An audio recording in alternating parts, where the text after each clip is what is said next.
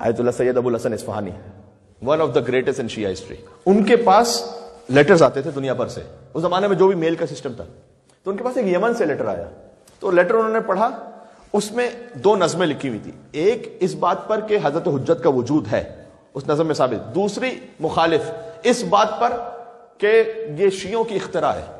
تو اس نے دونوں نظمیں لکھ کے بھیجی خط لکھنے والے نے، اور اس نے کہا کہ میں شیخیہ مذہب سے تعلق رکھتا ہوں، اور نام تو اس کا بحر العلوم یمنی۔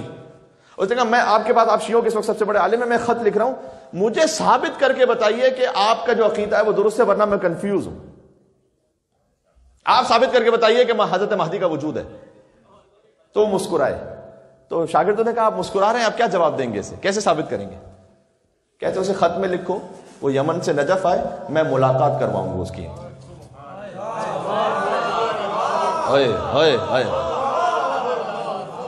یہ پتہ نہیں بات پہنچی یا نہیں پہنچی آپ؟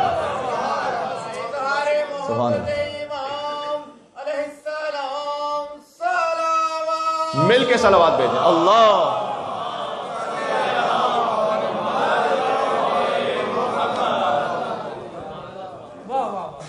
کہا میں ملاقات کرواؤں گا۔ تو انہوں نے کہا یہ لکھ دیں، آپ ملاقات کریں، وہ آج اگر آ گیا تو آپ ملاقات کروا سکیں گے؟ کہا لکھو میں کرواؤں گا ملاقات۔ اب میں نے کہا جو اہل یقین ہوتے ہیں وہ اس منزل پر ہوتے ہیں۔ وہ لکھ دیا خط، لکھ دیا انہوں نے خط۔ کچھ مہینوں بعد دق الباب ہوا، جی کون؟ کہا وہ جو آپ نے خط لکھا تھا، میں اپنے بیٹے کے ابراہیم کے ساتھ آیا ہوا ہوں، آیت اللہ ابو الحسن اصفہانی مولا علی کے حرم مطہر میں دفن ہے۔ کہا میں اپنے بیٹے کے ساتھ آیا ہوں، ملاقات کروائی۔ کہا ٹھیک ہے، رات کے کھانے پر آ جانا۔ رات کے کھانے پر بلایا، کھانا کھایا مل کر، اور اس کے بعد کہا چلو میرے ساتھ۔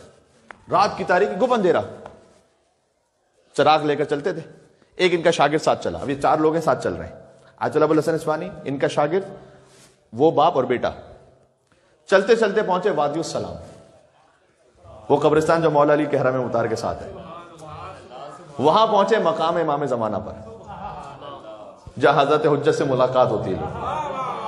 ہائے ہائے ہائے، کیا بات ہے! میں تو اب دعا تڑپ تڑپ کر بار بار کر رہا ہوں کہ اللہ تعالیٰ انشاءاللہ ہم سب کو ایک ساتھی نصیب فرمائے نجف اشرف۔ تو باقی باتیں وہاں کریں گے پھر انشاءاللہ، انشاءاللہ وہاں جو کیف اور سرور ہے اس کی بات ہی الگ ہے نا۔ تو یہاں تو میں مختصر سنا رہا ہوں۔ تو مقام امام زمانہ پہنچے دونوں، بلکہ ان تینوں سے کہا کہ باہر رہیے گا، میں اندر جا رہا ہوں۔ جو بھی ایک چھوٹا سا حجرہ بنا ہوا تھا، اندر گئے، کچھ راز و نیاز، کچھ عبادتیں کی۔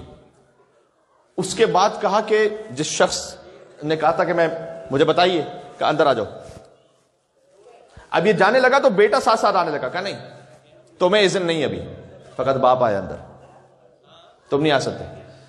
یہ باپ اندر گیا، کہتے ہیں میں نے دفعتاً باپ کی چیخ اور پکار کی فریاد سنی۔ تھوڑی دیر میں ایسا لگا ایک نور بلند ہوا حجرے میں، میں نے چیخ کی فریاد سنی۔ میں فوراً اپنے باپ کو دیکھنے کے لیے اندر گیا تو میں نے دیکھا کہ میرے بابا کو غش آ چکا تھا۔ یار کچھ کوہ طور یاد آیا کہ نہیں آیا؟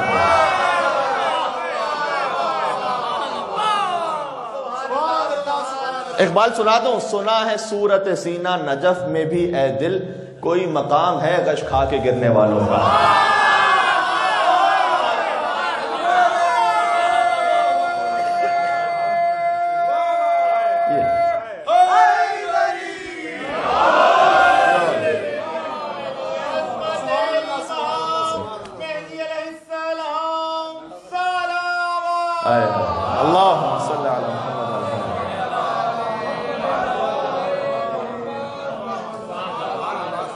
پھر سے اسے محسوس کیجئے گا اچھی طرح، سنا ہے صورت سینہ، طور سینہ، نجف میں بھی اے دل، کوئی مقام ہے غش کھا کے گرنے والوں کا۔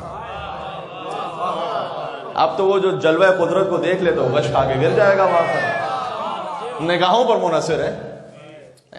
کچھ لوگ تھے جو طور سے گزر جاتے، کچھ نہیں ہوتا تھا۔ موسیٰ علیہ السلام جب گزرتے تھے تو پھر وہ اللہ کے خود نور کو دیکھتے تھے۔ تو وہ کہتے میں اندر پہنچا، میرے باپ کو غش آ چکا تھا۔ کچھ دیر بعد ہوش میں آئے۔ اب یہ ابراہیم اپنے باپ جیسے ہوش میں آئے نا، تو میں نے اس سے کہا بابا کیا ہوا؟ تو جانتے پہلا جملہ باپ نے کیا کہا؟ اشہد ان المہدی حجت اللہ.